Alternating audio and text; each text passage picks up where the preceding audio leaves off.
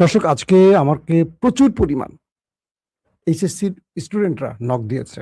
আমার ফেসবুক ভরে গেছে। যারা আমাকে আমার নাম্বার জানেন না তারা আমার হোয়াটসঅ্যাপে যারা পান তারা পেয়েছেন, যারা ফেসবুকে পেরেছেন তারা আমাকে প্রচুর কমেন্ট করেছেন, প্রচুর ইনবক্স করেছেন। এটা নিয়ে যেন কথা বলি।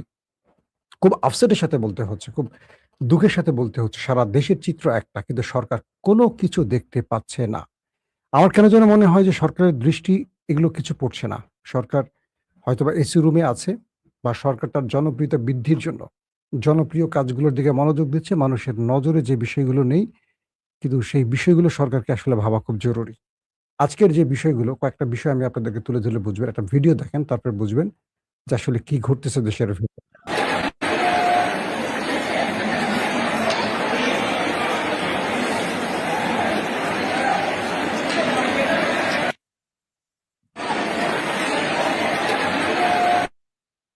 এভাবেই যদি আমাদের শিক্ষার্থীদের পরীক্ষা দিতে হয়, এই পরীক্ষার কোনো দরকার নেই। আগে আমরা বাংলাদেশটাকে আমেরিকা বানাতে চাই, তাই তো? তো বাংলাদেশটাকে যদি আমেরিকা বানাতে হয় তাহলে আগে আমেরিকা বানাতে হবে। আপনি বাংলাদেশকে ৫৪ বছর ধরে একটা জঙ্গল বানিয়ে রেখেছেন, লুটপাট করেছেন, যে যার মতো ক্ষমতায় এসেছেন লুটপাট করেছেন। বাংলাদেশের শিক্ষা ব্যবস্থার তো উন্নতি হয়নি, বরং ১২টা বাজিয়ে ১৩টা বাজিয়ে ফেলছেন। আওয়ামী লীগ তার ১৫ বছরে বাংলাদেশের ছাত্রদের মান এত নিচে নামিয়েছে, শিক্ষকদের মান এত নিচে নামিয়েছেন। হঠাৎ করে মিলন সাহেব এসে বাংলাদেশকে আমেরিকা বানাতে চান। কিভাবে? শিক্ষা ব্যবস্থার পরিবর্তন নয়। তিনি পরীক্ষা টাইট দিয়ে, গণহারে ফেল করিয়ে, A+ কমিয়ে দিয়ে শিক্ষার মান পরিবর্তন করবেন। মিলন সাহেব, আপনি আগের যুগের মিলন সাহেব, এই যুগে আপনি পুরো ফেইল একজন মন্ত্রী। মানেন আর না মানেন। আজকে আমি কয়েকটা কেন্দ্রের বাইরে নিজে গিয়েছি সশরীরে। আমি স্টুডেন্টদের কান্না দেখেছি। যে পোলাপানগুলো কলেজের টপার তারা কাঁদতে কাঁদতে বেরোচ্ছে। কারণ বিগত এক যুগে যেই টাইপের প্রশ্ন এসছে ফিজিক্সে, এই প্রশ্নগুলো পুরো ভিন্ন। আমি সোশ্যাল মিডিয়ার মাধ্যমে বেশ কিছু কোচিং সেন্টারের সাথে কথা বলার সুযোগ পেয়েছি, তাদের বক্তব্য শুনেছি। বুয়েট, কুয়েট, রুয়েট, চুয়েট যে প্রশ্নগুলো হয়, এবার এইচএসসিতে সেই প্রশ্নগুলো করা হয়েছে। তারা দাবি করছে, আমি করছি না।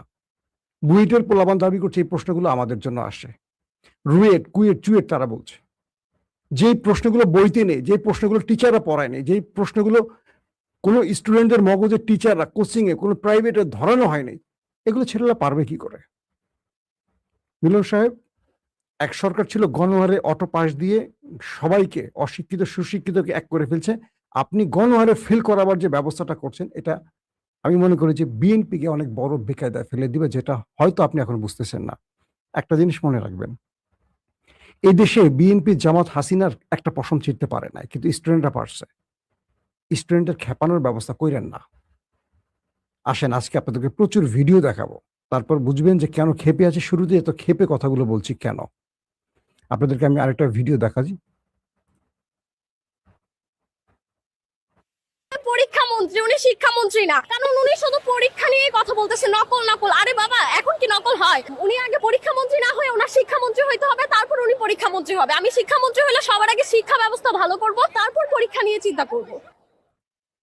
আমাদের এই যে ছোট কোমলমতি বাচ্চারা কথাগুলো বলছে, এরা কি শিক্ষামন্ত্রী চেয়ে অনেক ম্যাচিউরড মনে হচ্ছে না? উনি নিজেকে যেদিন সংসদে প্রথম গেলেন, একদম হ্যাঁ দৌড়ে হিরোইজম একটা ব্যাপার দেখানোর জন্য গেছে। এগুলো বাংলাদেশে চলে না এখন। মিলন ভাই, আপনি আমার খুব পছন্দের মানুষ, খুবই পছন্দের মানুষ, কিন্তু খুব আফসোসের সাথে কথাগুলো বলতে হচ্ছে। ধরেন এই দেশে একটা দল ক্ষমতায় ছিল, তারা অটো পাস, এভাবে পাস, এবং শিক্ষকদের বলে দেওয়া হয়েছে কোনো ফেল দেওয়া যাবে না, সব পাস দিয়ে দাও। শিক্ষা ব্যবস্থার ১২টা বাজিয়ে ফেলছে। আরেকটা সরকার আসছে, এবার টাইট দাও, জম্মের মতো টাইট দাও, গণহারে ফেল বেই করো, গণহারে A+ বন্ধ করো। আচ্ছা, আপনি শিক্ষা ব্যবস্থার পরিবর্তন করছেন, আপনি ক্ষমতায় বসছেন কয়দিন হয়েছে? ১ বছরও হয় নাই। আগের শিক্ষকরা আছে, আগের সিস্টেমগুলি আছে, আগের সব অব্যবস্থাপনা এখনো বহাল আছে।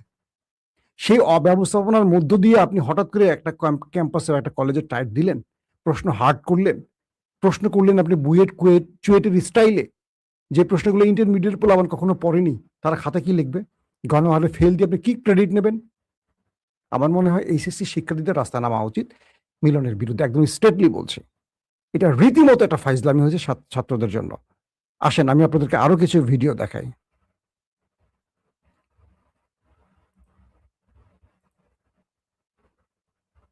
কোনো খাতারই পারে না। কিন্তু এমসিকিউটা একটু সম্ভবত টাফ টাইপ। কোনো খাতারই পারে না, কারণ হচ্ছে দেখাইছে একটা উনি নতুন সরকার, উনি আমাদেরকে যত সহজ করা যে এরকম করবে, উনি প্রশ্ন করছিল, প্রশ্ন একদম কঠিন, এটা হয় না। আমরা প্রশ্ন কিছু লিখতে পারি নাই। প্রত্যেকটা শিক্ষার্থীদের যতগুলো ভিডিও আমরা দেখতে পাচ্ছি গণমাধ্যম বা যেখানে, আপনি দেখেন সবার কিন্তু অভিযোগগুলো ভালো করে খেয়াল করেন। আসেন আমরা মিলন ভাই সেই উক্তিটি শুনে আসি।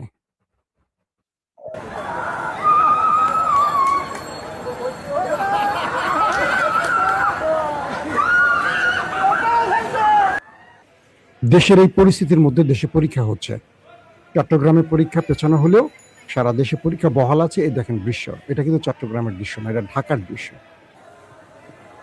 ভাবেই যারা হলে গেছে পরীক্ষা দিতে, একবার চিন্তা করেন তাদের ভোগান্তি কোন লেভেলে ছিল, একবার চিন্তা করেন। এটা বাংলাদেশ, 54 বছরের বাংলাদেশ এটা। তাহলে আমাদের যে সরকার আসলো গেল, কর্ণফুলী টানেল, পদ্মা সেতু, মেট্রো রেল যারা বানিয়েছে, তারা কি মানে দেশটাকে শুধু নামে উন্নয়নের দেখানোর জন্য এগুলো করছে? আমরা কি প্রশ্ন করতে পারি এখন বলেন? আসেন আমরা আরো কিছু দৃশ্য দেখে আসি। অনেকগুলো কথা বলবো, আগে আপনাদের কিছু ভিডিও।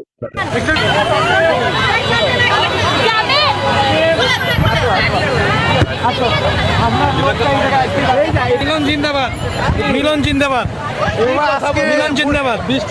পরীক্ষাটা ঠিক হয়েছে কিনা? না, ঠিক হয় নাই, সঠিক হয় নাই, সঠিক সিদ্ধান্ত হয় নাই। তোমার কি মনে হয় আজকে পরীক্ষা কি বন্ধ করা উচিত ছিল? অবশ্যই হ্যাঁ, অবশ্যই বন্ধ করা উচিত ছিল। প্রধানমন্ত্রী কিছু বলবা? না, কিছু বলবো না, কিছুই বলার নেই।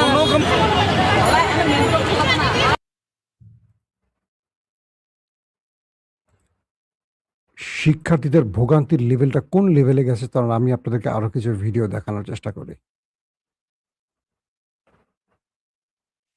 আমার ছাত্রছাত্রীরা আমেরিকার মানের লেখাপড়া শিখবে, ওই মানের কারিকুলাম দিবে, ওই মানের বিশ্ব দরবারে তাদেরকে উপস্থিত করবে, সেই লেখাপড়া আমি তোমাদের দিতে চাই।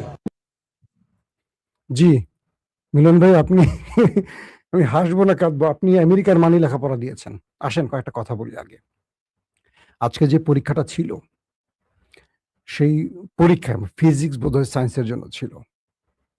অধিকাংশ শিক্ষার্থীদের প্রশ্ন করবেন, তারা একটা কথাই বলবে, সারা বাংলাদেশে এবার একটাই প্রশ্ন হচ্ছে, এই প্রশ্নগুলো কোনো বইতে ছিল না, টিচাররা পড়ায় নাই, অধিকাংশ শিক্ষার্থীরা এই প্রশ্নগুলোর সাথে পরিচিত না। তাহলে প্রথম পত্রে, ফিজিক্স প্রথম পত্রে অধিকাংশ পোলাপান আন্তাজে উত্তর দিয়ে আসছে, তাদের মতো করে সূত্র ধরে, সূত্রগুলো তারা পড়ে নাই, প্রশ্ন এলোমেলো করা হয়েছে। যেগুলো বুয়েট, কুয়েট, চুয়েটের প্রশ্ন, সেগুলো ইন্টারমিডিয়েটের সন্তানদের যদি করা হয় তারা পারবে? ধরলাম তারা পারে নাই, তারা ব্যর্থ। তাদেরকে পড়াইছে তাদের যে শিক্ষক, তারা পারবে? মিলন সাহেবের উচিত এই কলেজগুলো শিক্ষকদের ডেকে এনে প্রশ্নগুলো সলভ করা, যে পারে কিনা, এই সূত্র ধরে অঙ্কগুলো সলভ করতে পারে কিনা। যে দেশের শিক্ষকরা নিয়মিত কলেজ তো দূরের কথা, ক্লাসই করে না, তারা প্রাইভেটলি বাসায় পড়ায় বা কোচিং এ বেজে পড়ায় পোলা পান্ডে পাশ করা, যারা কলেজে পড়ায় না। শিক্ষামন্ত্রী একদিনও কলেজে গিয়ে ক্লাস হচ্ছে কিনা খোঁজ নিয়েছিলেন? মিলন ভাই, আপনার হেলিকপ্টারটা কোথায়? আপনার হেলিকপ্টারটা কোথায় মিলন ভাই? যে কলেজের শিক্ষকদের কাছে কোচিং না করলে, টিউশন না করলে ফেল করিয়ে দেয়, যারা এটা কি বলে, আঁকা আঁকিকে কি বলে আমরা, প্র্যাকটিক্যাল ফেল করায় দেয় তাদের কাছে না পড়লে। আপনি তাদের মান উন্নয়নের জন্য কাজ করছেন, সেই শিক্ষকদের চিন্তা চেতনার পরিবর্তনে কাজ করছেন। যে প্রশ্নগুলো করছেন, তারা যদি সেই প্রশ্নগুলো শিক্ষকরা না পারে, শিক্ষার্থীরা পারবে কি করে? এই প্রশ্নটা যে করলেন, শিক্ষার মানের পরিবর্তন না করে, যে ছেলেগুলো বা যে মেয়েগুলো একটা স্বপ্ন নিয়ে আসছে, একটা ভালো রেজাল্ট করবে, 2 বছর পরিশ্রম করলো, তাদের স্বপ্নটা ধ্বংস করে আপনি কি পেলেন? একটা ভবন বানালেন কলা গাছ দিয়ে, আর সেই কলা গাছের উপরে যদি আপনি মার্কিন প্যাট্রিয়ট সিস্টেম বসান বা থার্ড সিস্টেম বসান প্রতিরক্ষার জন্য, সেই প্রতিরক্ষা নিজের প্রতিরক্ষা দিবে কিভাবে? সেটা ধমধম করে নিচে পড়ে যাবে। যে শিক্ষা ব্যবস্থা এখনো বাংলাদেশের, কি বলবো, একেবারে পৃথিবীর ওয়ার্ল্ড রেকর্ড একদম তলানিতে, তাকে আপনি আমেরিকান মানে প্রশ্ন করলে হবে? সারা দেশের বন্যা চিত্রগুলো দেখছেন, শিক্ষার্থীরা কি চরম ভোগান্তি পেরিয়ে আসছে। আসেন আরো কিছু ভিডিওতে আমরা শুনি তাদের অভিযোগগুলো, তারা কি বলছে। সব দেখাতে পারছি না, অনেক রকম সমস্যার কারণে দেখানো যায় না।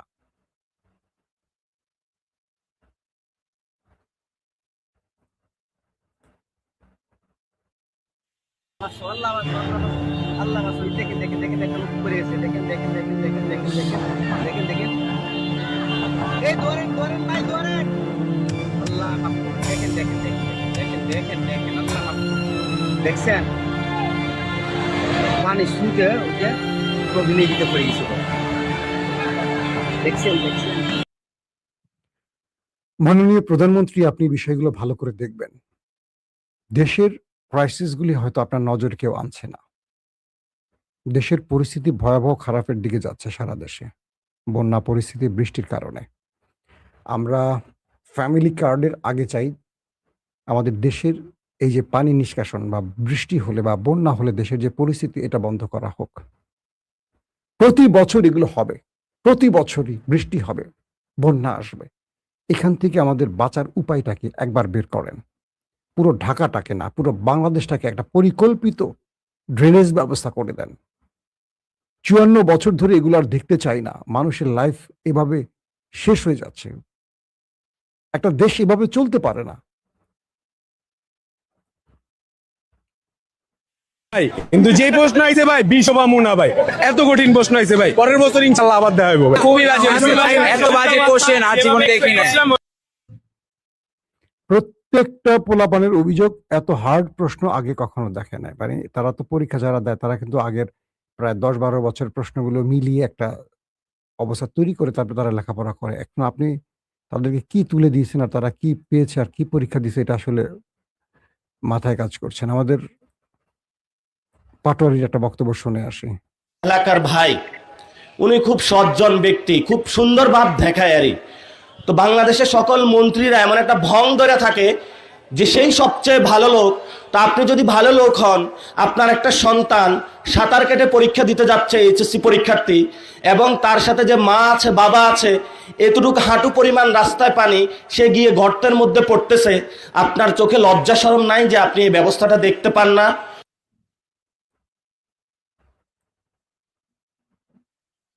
শিক্ষামন্ত্রী, সেখানে কোনো প্রত্যাশা আমাদের নাই। মানে আমরা প্রতিদিনই হতাশ হচ্ছি। মানে প্রতিবারের তুলনায় খুবই বাজে কোয়েশ্চেন। মানে কোনো স্ট্যান্ডার্ড মানের টিচার এই ধরনের কোয়েশ্চেন করে না। প্রতিদিনই আমরা যেটা পড়ে আসছি সেটা আমাদের কমন পড়ছে না, নতুন কিছু। যেমন আমরা যদি বলি ইংলিশ সেকেন্ড পেপারের দিন কম্পোজিশন যেটা আসছে সেটা আমাদের কোনো বইতেই নেই। আমরা প্রথমে মনে করলাম হয়তো বা আমাদের কলেজে বা আমাদের কোচিং এ সাজেশন কোথাও পড়ায়নি, আমরা পড়িনি, বাট পরে দেখলাম যে এটা কোথাও আসেইনি। কথাটা শুরু করছে কি দিয়ে দেখেন, আপনারা শোনেন। মিলন যেখানে শিক্ষামন্ত্রী সেখানে কোনো প্রত্যাশা আমাদের নাই। মানে আমরা প্রতিদিনই মিলন যেখানে শিক্ষামন্ত্রী সেখানে আমাদের কোনো প্রত্যাশা নাই। আর কিছু বলা লাগবে না। এই একটা কথা দিয়ে আমাদের শিক্ষার্থীরা প্রমাণ করে দিয়েছে আমাদের প্রত্যাশার লেভেল 0। আসেন তাকে নিয়ে ব্যঙ্গ করছে কিভাবে শিক্ষার্থীরা দেখে আসে। হচ্ছেন ওয়াটারমেলন। হেলিকপ্টার বলে কোনো শব্দ হবে না, এখন থেকে হবে মধু, তাজা তাজা মধু, ওয়াটারমেলন। জি, এই আজকে হলো এই আমাদের অবস্থা। বাংলাদেশের শিক্ষা ব্যবস্থার একটা বড় পরিবর্তন আনা এখন খুব জরুরি। তারপর শিক্ষার্থীদের উপর আপনি নানানভাবে পরীক্ষা নিরীক্ষা করেন। আমাদের শিক্ষকদের মধ্যে শিক্ষকদের নিয়ে কথা বলাটা খুব ভয়ঙ্কর, কারণ শিক্ষক সবচেয়ে সম্মানের। কিন্তু বাংলাদেশের শিক্ষকরা কি সম্মান পাওয়ার যোগ্য? কতজন সম্মান পাওয়ার যোগ্য? আমি অ্যাভারেজ একটা পার্সেন্টেজে যাচ্ছি না। কজন শিক্ষক আছেন নৈতিকভাবে তাদের অধঃপতন হয়নি?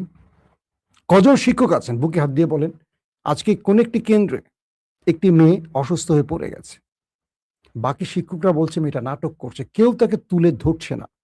আমি একটা পোস্ট পড়বো, এই পোস্ট পড়ে ভিডিওটা শেষ করব। মেয়েটাকে কেউ সাহায্য করছে না।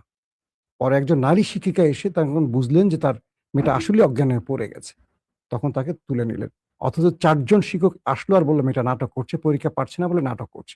এরা শিক্ষক? আগে শিক্ষক হতে হবে। আগে শিক্ষক না হলে আপনি শিক্ষা দিবেন কি করে? একটা পোস্ট পড়েছি আজকে, আমি পোস্টটা আপনাদেরকে একটু শোনাবো। আমার খুব হৃদয়ে লেগেছে, তাই আমি আপনাদের শোনাতে চাই।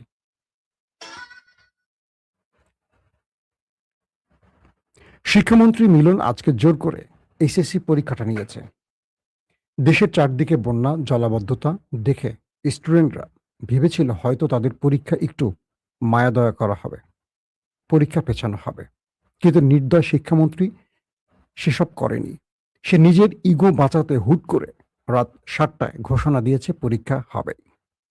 যেহেতু পদার্থবিজ্ঞানের মতো গুরুত্বপূর্ণ পরীক্ষা ছিল, তাই শিক্ষার্থীরা বহু আকুতি মিনতি করেছিল, কিন্তু সে মানেনি।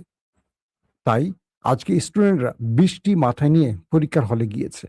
কেউ গাড়ি পেয়েছে, কেউ পায়নি।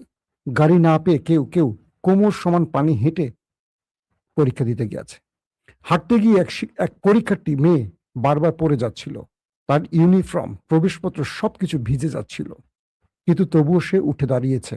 পরীক্ষাটা দিতেই হবে। তারপর পরীক্ষার পুরো সময় জুড়ে ভেজা শরীর নিয়ে, ভেজা শরীর এবং ভেজা কাপড় নিয়ে কাঁপতে কাঁপতে পরীক্ষাটা দিয়েছে মেয়ে। এই পরীক্ষার সাথেই কত শত স্বপ্ন যে জড়িত, তার 2 বছরের সকল পরিশ্রম মিশে আছে এই পরীক্ষার সাথে। পরিবারের স্বপ্ন, বাবা মায়ের স্বপ্ন, তাদের সবার নিজেদের স্বপ্নগুলো মিশে আছে একটা পরীক্ষার মাঝে। নাটোরের আরেক ছেলে মাত্র 15 মিনিট দেরি করায় তাকে হলে ঢুকতে দেয়নি। ছেলেটার বাবা নেই, মাটাও অসুস্থ। ছেলেটা কেঁদে কেঁদে স্যারকে বহু আকুতি মিনতি করেছিল, বলেছিল বৃষ্টির কারণে গাড়ি পাইনি স্যার, কোমর সমান পানিতে হেঁটে আসতে গিয়ে দেরি হয়ে গেছে, প্লিজ স্যার ঢুকতে দেন। কিন্তু তাকে ঢুকতে দেয়া হয় নাই। ছেলেটার এই বছরের পরীক্ষাটা বাতিল হয়ে গেছে। না জানি কত স্বপ্ন ছিল ছেলেটার, না জানি তার অসুস্থ মাটার কত স্বপ্ন ছিল এই ছেলেটাকে ঘিরে। চট্টগ্রামের আরেক মেয়ের ঘরবাড়ি, গরু ছাগল সবকিছু ভেসে গেছে। ঘরে বিদ্যুৎ নাই, খাবার নাই, পানি নাই। মেয়েটা চোখের পানি মুছতে মুছতে বলেছিল, আমরা অনেক কষ্টে আছি, আমার বই ভিজে গেছে, পরীক্ষার চেয়ে আমার জীবন বাঁচানো সবচেয়ে বেশি কঠিন। কথাগুলো বলে কাঁদছিল মেয়েটা। ঘরে খাবার নেই, কিন্তু বইগুলোর জন্য দারুণ কান্না করেছে মেয়েটা, কারণ এই বইগুলো তার একটা নতুন জীবন দিতে পারত। এমন শত শত পরীক্ষার্থী আজকে পরীক্ষা দিতে পারে নাই। যারা দিতে পেরেছে তাদের লেট হয়েছে কিংবা পরীক্ষাটা খারাপ হয়েছে, কারণ বন্যায় ভেসে যাওয়া ঘরবাড়ি আটকাতে গিয়ে পড়ার সুযোগ পায়নি তারা। আবার কোনো কোনো জায়গায় সময় মতো পৌঁছতে পারেনি এবং হলে পৌঁছে দেখেছে এক কঠিন প্রশ্নের জালে আটকে গেছে তারা। পদার্থবিজ্ঞান পরীক্ষার নাম্বার বুয়েট সহ সব ইঞ্জিনিয়ারিং অ্যাডমিশনের প্রভাব ফেলে। নম্বরের নিচে নাম্বার পেলে, মূল টার্গেট নাম্বারের চেয়ে নম্বর কম পেলে অনেকেই ভর্তি পরীক্ষা দিতে পারবে না। অথচ আজকে ওরা এমন কঠিন পরিস্থিতিতে পরীক্ষা দিয়েছে যে পাশ করাটা একটা যুদ্ধ। এখন না জানি কতজনের অ্যাডমিশনের স্বপ্ন নষ্ট হয়ে যাবে। পরীক্ষার্থীদের স্বপ্ন নষ্ট হোক, তাতে শিক্ষামন্ত্রীর কিচ্ছু যায় আসে না। ওরা তো আর শিক্ষামন্ত্রীর সন্তান না। শিক্ষামন্ত্রী ঠিকই তার মেয়েকে কোটি টাকা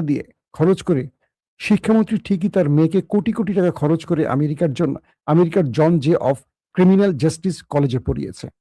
এই কলেজে শুধুমাত্র পড়াশোনার খরচ ছিল $1,81,584 যা বাংলা টাকায় দাঁড়ায় প্রায় $2,25,00,000 টাকা। অথচ খোঁজ নিলে দেখা যাবে এগুলো আপনার কষ্টের ট্যাক্সের টাকা। প্যারাসাইট মুভিতে ধনী বাড়িওয়ালা তার ড্রাইভারকে শুনিয়ে শুনিয়ে বলছিল, আজকের বৃষ্টিটা কত সুন্দর, আকাশটা কত নীল, কোনো দূষণ নেই, বৃষ্টিকে ধন্যবাদ। অথচ এই বৃষ্টিতেই ড্রাইভারের পুরো ঘরবাড়ি ভেসে গেছে, সবকিছু তলিয়ে গেছে। বৃষ্টি একজনের জন্য রোমান্টিকতার হলেও আরেকজনের জন্য চরম দুর্দশার। আমাদের শিক্ষামন্ত্রীর জন্য এই বৃষ্টিটা রোমান্টিকতার, কারণ তার বাড়ি আছে, গাড়ি আছে, আমেরিকায় পড়া শিক্ষিত মেয়ে আছে। অথচ সাধারণ জনগণের এসব নেই। তাদের ঘর ভর্তি পানি, রাস্তায় পানি, পরীক্ষার হলে পানি।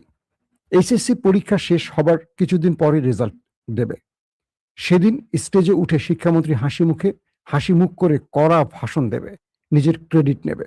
অন্যদিকে আজকের পরীক্ষাটা খারাপ হওয়া বহু শিক্ষার্থী A+ মিস হবে, অ্যাডমিশন মিস হবে, স্বপ্ন ভেঙে যাবে, না জানি কতজন সুইসাইডের পথ বেছে নেবে। ওরা মরলে মরুক, তাতে শিক্ষামন্ত্রীর কি বা যায় আসে? দোষ আসলে শিক্ষামন্ত্রীর না, দোষটা শিক্ষার্থীদের, কারণ ওরা কোনো মন্ত্রীর ঘরে জন্মায়নি। ওরা চাষা বসে এক গরিব বাবার ঘরে জন্মেছে, যে ঘরটা সামান্য বৃষ্টি হলেই তলিয়ে যায়। আমি লেখাটি পড়েছি সোশ্যাল মিডিয়া থেকে নিয়ে ইব্রাহিম খলিল শাওনের। আমি বুঝতে পেরেছি, আশা করি আপনারা হয়তোবা অনেকে এখন চোখ মুছতেছেন। এই দেশ পরিবর্তন হবে না। এই দেশের পার্লামেন্টে অনেক অযোগ্য লোকেরা পৌঁছায়, এদেশের পার্লামেন্টে অনেক দাদারা পৌঁছায়, এদেশের পার্লামেন্টে লুটেরা, ঋণ খেলাপিরা পৌঁছায়, যাদের সন্তানরা বিদেশে পড়ে। বাংলাদেশের চাষাবুষদের সন্তানদের জন্য তাদের কোনো পরিকল্পনা নেই। যিনি বলেছেন আই হ্যাভ এ প্ল্যান, আমরা তার কাছ থেকে নতুন বাংলাদেশের প্ল্যান দেখতে চাই, কারণ স্বপ্নটা ওখানেই আমাদের এখনো আটকে আছে। যে দেশে তারেক রহমান আছেন আমরা স্বপ্নটা আবারও দেখতে চাই, আমরা স্বপ্নহীন হতে চাই না। কিন্তু মিলন সাহেবের এই বাড়াবাড়িগুলো যে মানুষের স্বপ্ন নষ্ট করবে, কিংবা অধিক হার্ড প্রশ্ন করে দিয়ে যাদের